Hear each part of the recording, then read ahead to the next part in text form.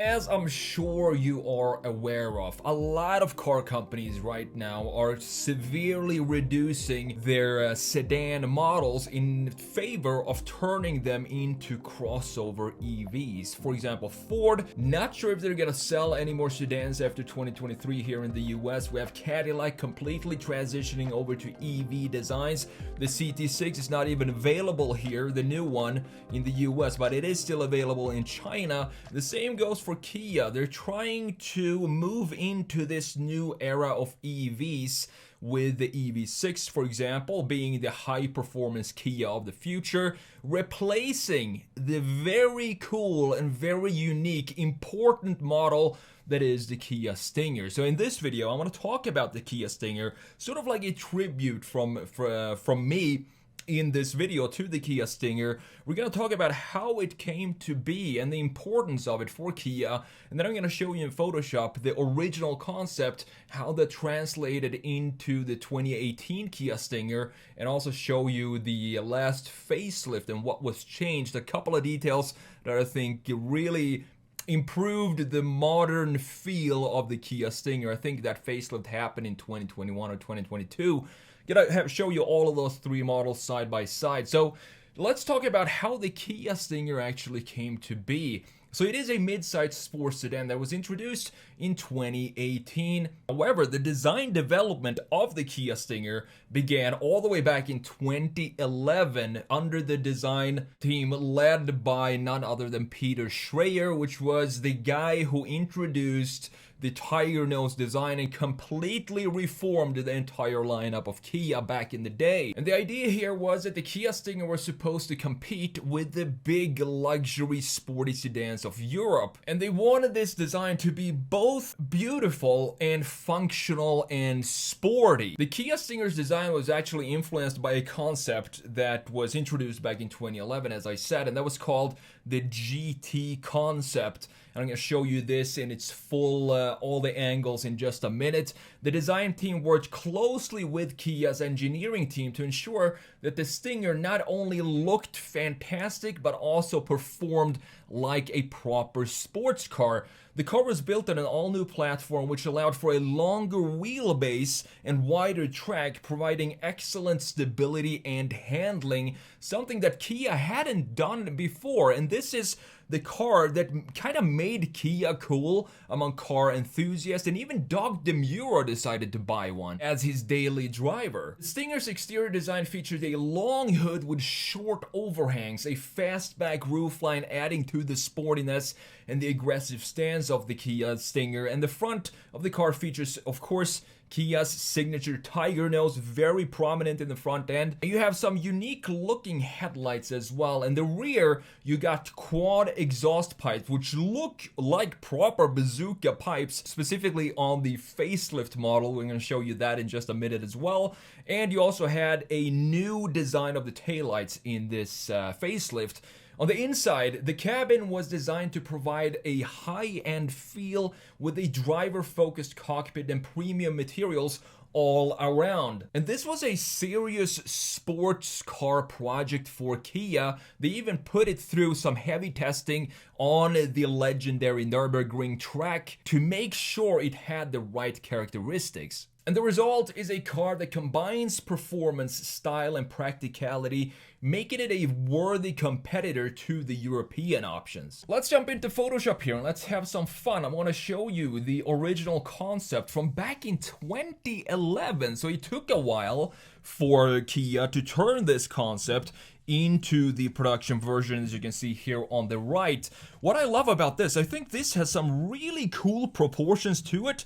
You can see the translation into the production model. I think this is a very well executed translation from concept going into production. We have the tiger nose, of course, in the front end of the concept, and we have this wing going up and then kind of cutting in to the headlight. And this is a detail that, if you were to see these back in 2011, you could already tell that this is probably not gonna make it into production. This little wing, it's too expensive to create or design and manufacture a headlight that looks like this. But other than that, I think a lot of the key features and graphics translated super well into the production version. You can see that we still have this line here going pretty far up and housing this air intake in the front end.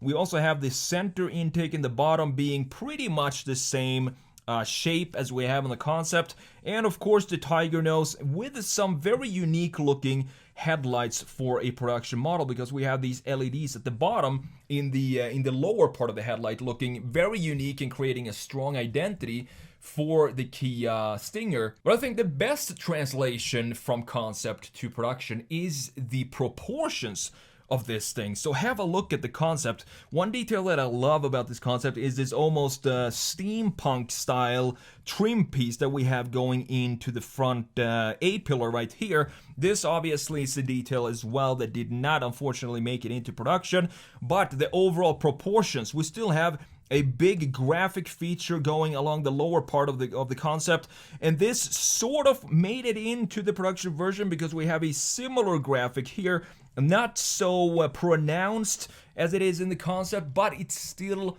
there. And what I like about the production is the stance, and the wheelbase is a lot longer than any other Kia models, and it feels like a good translation from the concept. However, you can see how well the wheels in the concept fill out the wheel arches, and they got a little smaller in the production version, also something that is pretty normal, specifically back in the early 2010s, going from concept to production.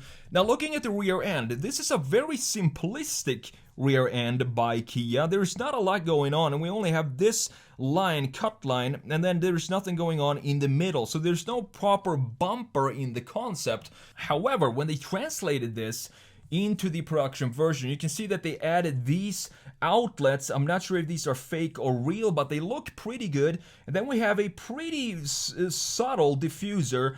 Unfortunately, in the 2018 whatever trim level this is, they didn't have the quad exhaust, and this is one of these details that is so annoying because I really want to have the symmetry here, and it definitely looks like something is missing in this part, not having it be quad exhausts. Looking at the taillights, they look very similar to the production version, and this line here that I thought looked a little bit annoying to just have this thing stick in here. I kind of want to just delete this, but after a while it grew on me, and I think it adds some uniqueness to the Kia design, not just in a rear view but also in a side view, because it sticks very far into the side, and it's something I don't think I've seen a similar design feature of the taillight on any other car. The interiors, obviously, when you talk about concept cars and interiors, that's usually where the biggest changes are happening, going from a concept like we have here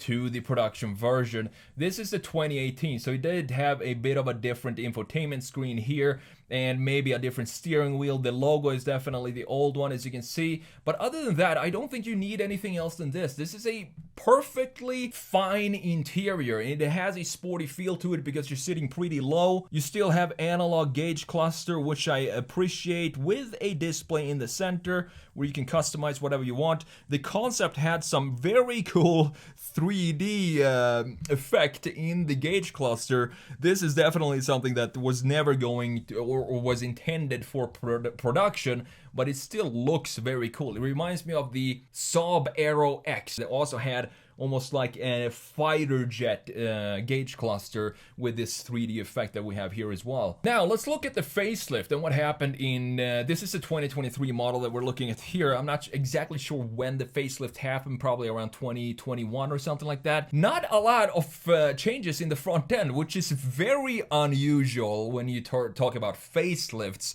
And this Kia Stinger was a proper performance car with up to 368 horsepower, and 0 to 60 was done in about 4.7 seconds. So it is a very quick car. But looking at the facelift, I can't really see any changes between these two when I look at the graphics, not even in the headlights. The headlights look exactly the same, except for that we have an orange or amber piece here, where in the 2018 it's white. That could have something to do with if it's a European market or US market. Other than that, everything else look pretty much exactly the same as the 2018. Same goes for the side view. Yes, we do have some new wheels, and I really think these wheels fit this car very nicely. They fill out the wheelhouses nicely, and it also I think it looks great in red. It kind of hides this graphic feature that we talked about earlier, even from the 2011 concept, where it was visible right there. It kind of hides it and makes it blend into the body more. Still have the same roof line and the same shoulder line as the original 2018 concept, with this curvature going here into an almost vertical line in the D-pillar and having this sloping fastback style of the roofline. You can see that we have the exact same style in the 2011 concept. Now, looking at the rear end, this is where the biggest changes happened with the facelift, and I want to hear your opinion here. Which do you think look the better? Because I really liked these designs where you have these LEDs now going like this, and this is what's lit up at night.